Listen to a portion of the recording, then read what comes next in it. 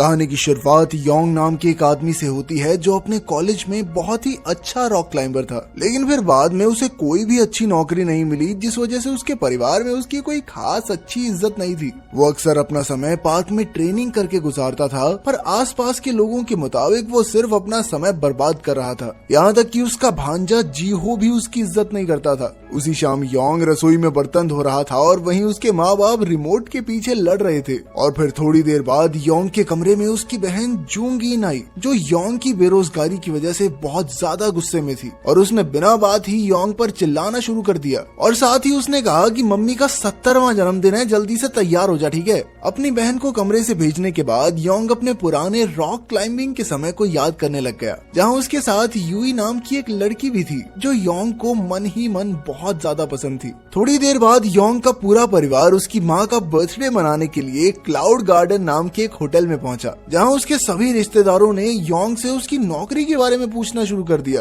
पर योंग का जवाब था कि राजे भी कभी नौकरी करते हैं, मैं तो सारा टाइम खाता हूँ, पीता हूँ और सोता हूँ बस। पार्टी के दौरान अचानक से योंग की नजर यूई पर पड़ी, जो उसी होटल में काम करती थी, जिसके बाद वो दोनों बातें करने के लिए बाहर चले गए, जिस पर यूई ने उसे बताया कि वो इस होटल की असिस्टेंट मैनेजर है। लेकिन फिर जब इसके बाद बात निकल के आई कि योंग क्या करता है, तो उसने अपनी काबिलियत की झूठी कहानियां बना दी। उसने कहा कि मैं तो एक बहुत बड़ी कंपनी का डायरेक्टर हूँ, लेकिन यूई को उसकी इस बात पर विश्वास नहीं हुआ। खैर फिर योंग ने उसे उनकी पिछली मुलाकात के बारे में याद दिलाया, जहाँ योंग ने उससे डेट पर चलने के लिए पूछा था, जिसके लिए यूई ने साफ इनकार कर दिया था। अब योंग इतरा कर कहने लगा कि दिल तोड़ दिया, मुझे छोड़ दिया, कोई बात नहीं, मेरी जिंदगी माइंड ब्लोइंग चल रही है, मुझे कोई प्रॉब्लम नहीं है तेरे आने जाने से। लेकिन यूई को उसकी इस बात पर भी भरोसा नहीं हुआ। होटल में पार्टी अभी भी चल रही थी और योंग को जबरदस्ती अपने रिश्तेदारों से मिलना पड़ रहा था। उसी वक्त शहर की सड़कों पर एक ट्रक कई सारे टैंक्स लेकर चल रहा था और तभी अचानक से ड्राइवर ने उस ट्रक से उतरकर कई सारे वॉल्व्स को खोल दिया, जिसके बाद एक गैस बड़ी तेजी से टैंक से बाहर निकलने लग गई और फिर देखते ही देखते वो पूरे शहर में फैल गई।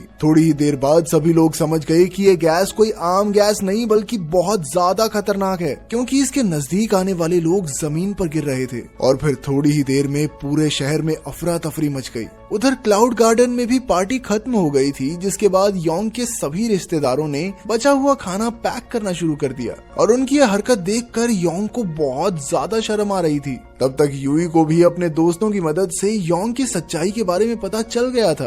पर तभी अचानक से एक गैस सिलेंडर शीशे को तोड़ते हुए होटल से बाहर आया, जिसे देखते ही सभी लोग बाहर की तरफ भागे। पर फिर जैसे ही उन्होंने बाहर की हालत देखी तो वो समझ गए कि भाई अंदर ही ठीक थे हम तो। जिसके बाद वो सभी तुरंत ही वापस होटल की तरफ भागे। पर तभी योंग के भतीजे जीहो ने उसे अपनी माँ के बारे में बताया, जो इस वक्त एक गाड़ी के अंदर थी। योंग ने तुरंत अपनी बहन को होटल में वापस आने को कहा, पर जैसे ही जूंगिन गाड़ी से बाहर निकली तो गैस ने उसे चारों तरफ से घेर लिया। जिसके बाद योंग अपनी बहन को उठाकर होटल में ले आया, पर अब जूंगिन को सांस लेने में बहुत ज्यादा तकलीफ हो रही थी और साथ ही उसके पूरे शरीर पर जलने के निशान आ गए थे। उधर जैसे ही यूई और योंग ने खिड़की की तरफ देखा तो वो समझ गए कि गैस धीरे धीरे ऊपर की तरफ बढ़ रही थी। इसलिए योंग ने सभी लोगों को छत पर जाने को कहा, लेकिन शुरुआत में किसी को भी उसकी बात पर यकीन नहीं था। पर तभी उन सबके फोन में एक मैसेज आया, जिसमें उन्हें छत पर चढ़ने के लिए कहा गया था। जिसके बाद सभी लोग होटल की छत की तरफ भागने लगे, पर वहां पहुंचकर उन्होंने देखा कि छत का दरवाजा तो बंद है और उसकी चाबी रखी है पहले फ्लोर पे और फर्स्ट फ्लोर तो अब पूरी तरह गैस से भर चुका था। तभी यूई ने कहा कि दरवाजे की दूसरी चाबी भी होगी भाई, जाकर सभी कमरों में ढूंढो, कहीं ना कहीं तो मिल ही जाएगी। और इसी तरह चाबी ढूंढते हुए एक कमरे में उनकी नजर न्यूज चैनल पर पड़ी, जहां से उन्हें पता चला कि ये गैस बहुत ही ज्यादा खतरनाक है और अभी तक किसी के पास भी इसका कोई इलाज नहीं था। पर वहीं एक अच्छे मास्क का इस्तेमाल करके 15 मिनट के लिए खुद को बचाया जा सकता है। दूसरी तरफ सरकार ज्यादा से ज्यादा लोगों को बचाने के लिए हेलीकॉप्टर की मदद से रेस्क्यू ऑपरेशन चला रही थी। न्यूज सुनते ही सभी लोग चाबी के साथ साथ मास्क भी ढूंढने लगे।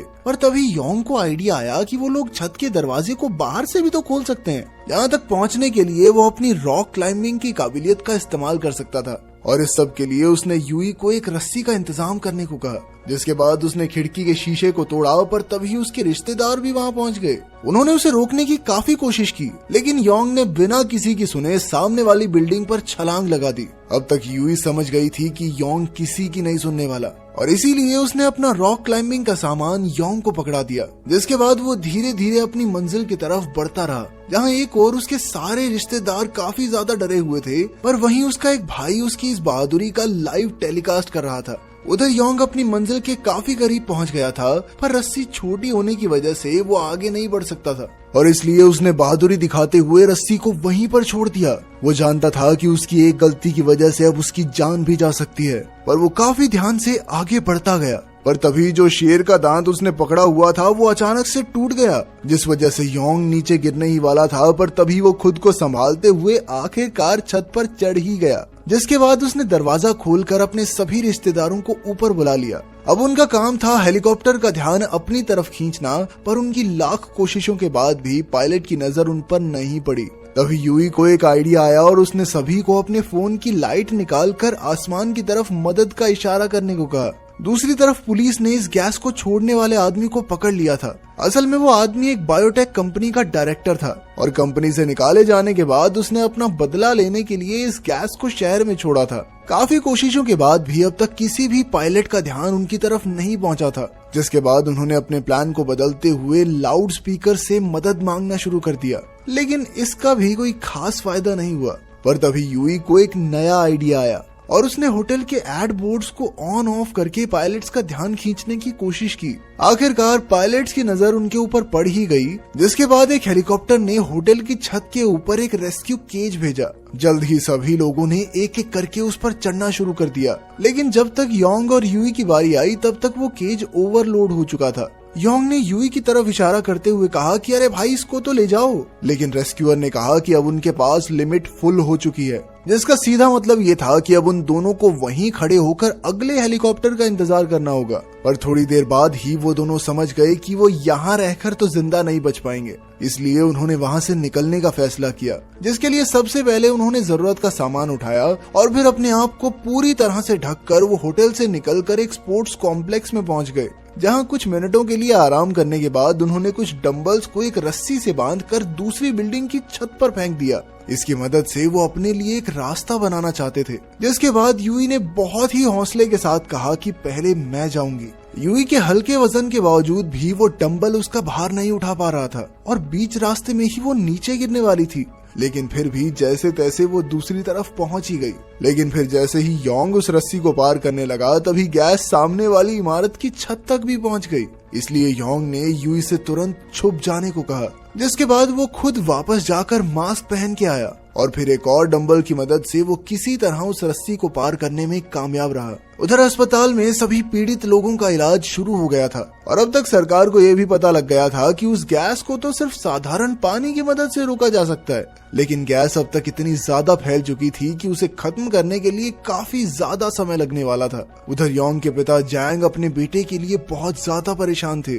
और इसलिए उन्होंने शहर में वापस जाकर उसे ढूंढने का फैसला किया, जिसके बाद वो अपने कुछ साथियों के साथ शहर के बाहर तक आ पहुंचे, जहां उनकी नजर कुछ आदमियों पर पड़ी जो शहर में ड्रोन्स की मदद से लोगों को ढूंढ रहे थे। जैंग ने तुरंत ही कुछ पैसे देकर उन आदमियों से कहा कि मेरे बेटे को ढूंढो। उधर योंग और यूई एक दूसरी बिल्डिंग की छत पर पहुंच गए थे, जहां यूई की नजर कुछ लोगों के पोस्टर्स पर पड़ी और उसने इनका इस्तेमाल करके छत पर एक ऐसा इल्यूजन क्रिएट करने की कोशिश की कि मानो वहां बहुत सारे लोग फंसे हुए हैं, क्योंकि वो जानती थी कि भाई हेलीकॉप्टर सबसे पहले 2 लोगों की बजाय बहुत सारे लोगों की भीड़ की मदद करने जाएगा। पर तभी उनकी नजर सामने वाली इमारत में फंसे कई सारे बच्चों पर पड़ी और उन्होंने उन बच्चों की मदद करने का फैसला किया। खैर उसी वक्त एक हेलीकॉप्टर उन दोनों की मदद करने के लिए वहां पहुंच भी गया, पर उन्होंने उन पोस्टर्स को जमीन पर लेटाकर पायलट के लिए सामने वाली बिल्डिंग की तरफ इशारा किया और खुशकिस्मती से वो पायलट उनकी बात आसानी से समझ भी गया। वो दोनों अब दोबारा से अपनी बारी का इंतजार कर रहे थे, पर तभी पास ही में एक गैस स्टेशन में धमाका हो गया,